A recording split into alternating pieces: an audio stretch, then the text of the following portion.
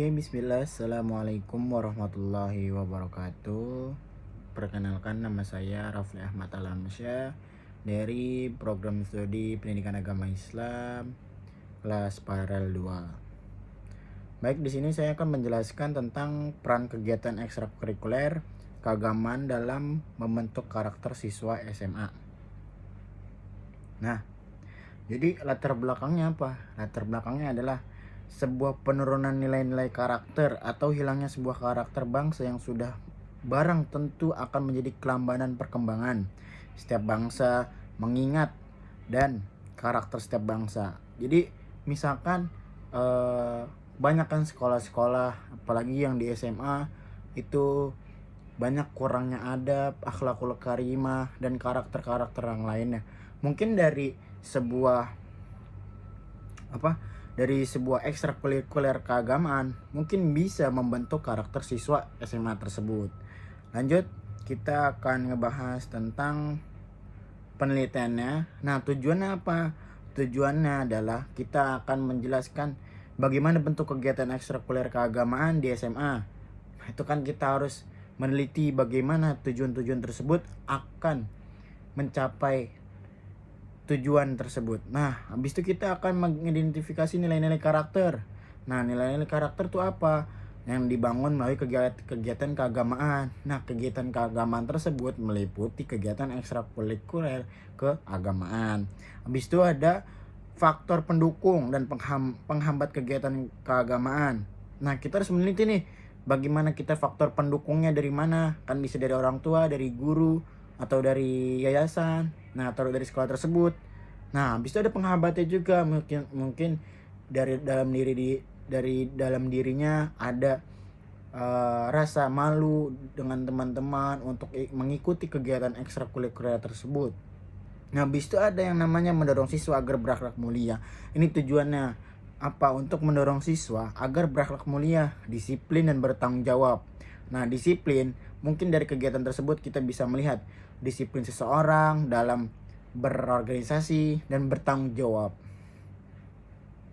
Ke tujuan ekstrakurikuler. Nah, tujuannya ada 3. Kalau saya yang meliti, itu ada memperluas pengetahuan untuk menjadikan soft skill, ya kan, untuk menyalurkan bakat dan minat dari siswa tersebut untuk lebih menggunakan waktunya dengan kegiatan positif. Habis itu kita ada yang namanya membantu pembinaan manusia yang beriman, berakhlak mulia, cerdas, dan sehat. Itu tujuan ekstrakurikuler. Nah, habis itu bagaimana pengembangannya kegiatan tersebut? Nah, kita akan menyediakan variasi kegiatan ekstrakurikuler yang lebih luas, sama menyediakan pelatihan dan pengembangan diri bagi pengelola dan fasilitator kegiatan ekstrakurikuler. Nah, habis itu kita harus melibatkan peserta didik secara aktif dalam perencanaan, mungkin dengan secara rapat, bagaimana dengan guru dengan murid, dan murid dengan guru, dan murid dengan murid yang lainnya. Nah, itu kita harus dan habis itu kita harus menyediakan sarana dan prasarana tersebut. Bagaimana untuk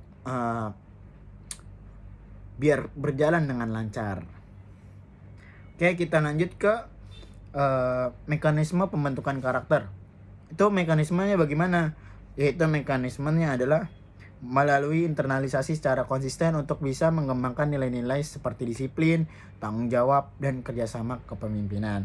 Habis itu ada pembinaan sebagai teladan dan fasilitator yang membimbing siswa dalam memahami serta menerapkannya siswa diri sendiri. Pembinaan, tentunya dari pembinaan tersebut. Karena apa? Mekanisme pembentukan karakter itu yang namanya butuh yang namanya pembinaan. Membiasakan bagaimana organisasi itu berjalan dengan lancar, dan harus kita biasakan bagaimana murid-murid itu bertanggung jawab atas amanah yang diberikan. Interaksi sosial positif. Nah, itu harus antar siswa sehingga nilai-nilai moral, sosial, dan dapat membentuk secara alami. Bagaimana interaksi sosial positif nih antar siswa? Kita bisa berkomunikasi, kita berdiskusi dengan ekstrakurikuler yang lain. Mungkin dari internal tersebut juga bisa menjadikan interaksi sosial itu menjadi positif. Oke, yang terakhir ada relevansi dengan nilai Islam. Nah, relevansinya apa? Relevansinya kegiatan keagamaan memperkuat akhlak, yaitu apa? Jujur, disiplin, bertanggung jawab, ya kan? Sama hormat kepada guru. Nah, kegiatan keagamaan itu memperkuat tuh akhlak-akhlak tersebut. Nah, dari itu kan kita bisa ke menyediakan kegiatan ekstrakurikuler tersebut dengan memperkuat akhlak. Habis itu kita ada pendidikan karakter dalam Islam meliputi aspek kognitif, afektif, dan psikomotorik. Nah, pendidikan karakter dalam Islam itu kan ada yang namanya kognitif, afektif, dan psikomotorik. Dan itu juga termasuk dalam nilai-nilai Islam. Karena apa? Bentuk tanggung jawab, ya kan, tadi yang jujur, disiplin, dan hormat kepada guru. Nah, itu semua bernilai dengan Islam. Karena apa? Islam mengajarkan bagaimana, dan Rasulullah itu juga mengajarkan jujur, ya kan, disiplin, bertanggung jawab pada guru. Dan kalau misalkan Rasulullah itu punya sifat-sifat, yaitu kan sidik, tablik, amanah, dan fatonah, yaitu yang paling itu banget adalah fatonah, yaitu cerdas dan berpikir. Itu bagaimana orang itu bisa merelevansikannya dengan nilai-nilai Islam. Oke, cukup sekian dari saya.